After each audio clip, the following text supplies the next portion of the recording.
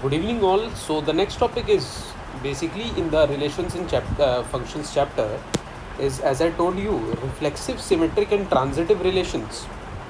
तो रिलेशंस और फंक्शंस में पिछली बार जो हम लोगों ने डिस्कस किया था वो बेसिकली एम्प्टी रिलेशन और यूनिवर्सल रिलेशन डिस्कस किया था. अब उससे रिलेटेड फिर लास्ट वीडियो में एक प्रॉब्लम डिस्कस किया था जो बहुत इजी था.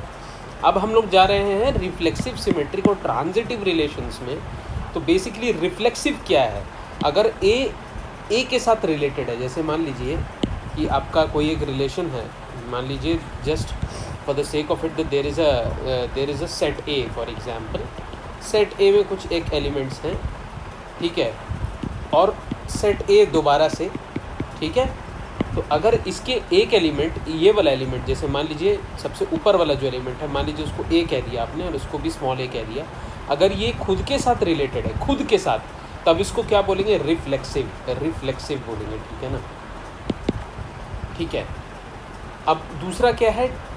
दूसरा स्टेटमेंट है बेसिकली सीमेट्रिक. सीमेट्रिक का मतलब है कि यदि मान लीजिए ए, अगर मान लीजिए बी के साथ कोई दूसरा सेट है, इसमें भी बी, इसमें बी, अगर यदि ए बी के साथ रिलेटेड है तो इसका मतलब डायरेक्टली, ये हम डायरेक्टली समझ लें कि बी ए के साथ रिलेटेड है.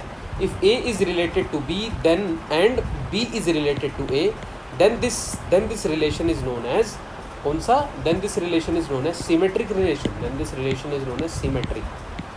फिर से मैं समझा देता हूँ, देख लीजिए. अगर ए के साथ रिलेटेड है, अगर ए के साथ रिलेटेड है, इस वाले सेट ए को दो बार लिख लिया हमने. सेट ए से सेट ए के बीच में एक रिलेशनशिप हम लोग एस्टैब्लिश करना चाह रहे हैं. सेट ए को अब हम लोग मान लीजिए कि चार हम लोगों ने सेट ए के ये ले लिए, चार एलिमेंट्स कंसिडर कर लिए. एक एलिमेंट है ए बी सी डी, इसमें भी ले लिया ए बी सी डी, ठीक है ना. अगर ए के साथ रिलेटेड है तो क्या बोलेंगे? रिफ्लेक्सिव. अगर मान लीजिए एक केस है कि if A is related to A, if A is related to B, ठीक है, if A is related to for example B and B is also related to A, and B is also related to A, then this is known as symmetric. That's it, as simple as that, ठीक है. उसके बाद third क्या है? Transitive. Transitive क्या बोलते हैं? तीसरा होता है ट्रांजिटिव. ट्रांजिटिव को क्या बोलेंगे कि अब जस्ट कंसिडर, ये दोनों तो आपको समझ में आ गया. अब मैं फिर से ट्रांजिटिव के लिए एक अलग से ये बना रहा हूँ. सेट ए से सेट बी, सेट ए ही ले लीजिए.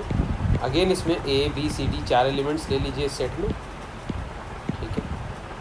तो ये कहता है कि if A is related to B and B is related to C, then directly we can say that C is related to A. Directly we can say that C is related to A. तो ये कहता है if A is related to B and B is related to C, then directly A is related to C. अगर ये condition satisfy हो जाए तो इसको क्या बोलेंगे हम लोग? इसको हम लोग बोलेंगे transitive. Transitive relation. Transitive relation, ठीक है. समझ में आ गया? समझ में आ गया, ठीक है. तो NCERT में आपका उसी तरीके से डेफिनेशन लिखा हुआ है. A relation R in set A is known as reflexive if A is related to A for all A belonging to set A. ये स्मॉल ए क्या है? Element of this set A. और A क्या है? Capital A क्या है? Set है वो, ठीक है, जैसे कि इसमें दिखाया था. ये सेट है और उसका एक छोटा सा एलिमेंट ए है. सिमेट्रिक क्या है? A1 is related to A2 then it means कि A2 भी A1 के साथ रिलेटेड होगा, ठीक है, for all the elements A1 A2 belonging to set A. Transitive क्या है? यदि A1 A2 के साथ रिलेटेड है और A2 A3 के साथ रिलेटेड है, इसका मतलब डायरेक्टली मैं कह सकता हूँ कि A1 A3 के साथ भी रिलेटेड है, तब ये ट्रांजिटिव रिलेशन कहलाएगा, ठीक है. तो अगर इन तीनों का कॉम्बिनेशन ले लें हम लोग, if we take the combination of all the three, that is this reflexive plus symmetric plus transitive, जो रिलेशन इन तीनों को सेटिस्फाई करता है उसे हम लोग बोलेंगे equivalence relation.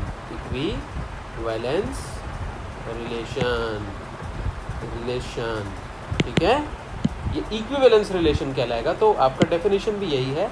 A relation R in set A to set A. In set A, ये set A से खुद के ही टू सेट ए, या फिर सेट ए से सेट बी, जो आप कह सकते हैं बेसिकली एक रिलेशन है, is set to be an equivalence relation यदि आर इज रिफ्लेक्सिव, यदि R is symmetric, यदि R is transitive at the same time, that is it has to be both, all the three, reflexive, symmetric and transitive, तीनों को जो satisfy करता है उसको बोलते हैं equivalence relation. So I hope that you got the concept of reflexive relation, symmetric relation, transitive relation and equivalence relation very nicely. So in the next couple of videos we will be discussing good quality of problems, around 20 plus problems with respect to only these four types of relations: reflexive, symmetric and transitive relations and equivalence relation. Okay, thank you.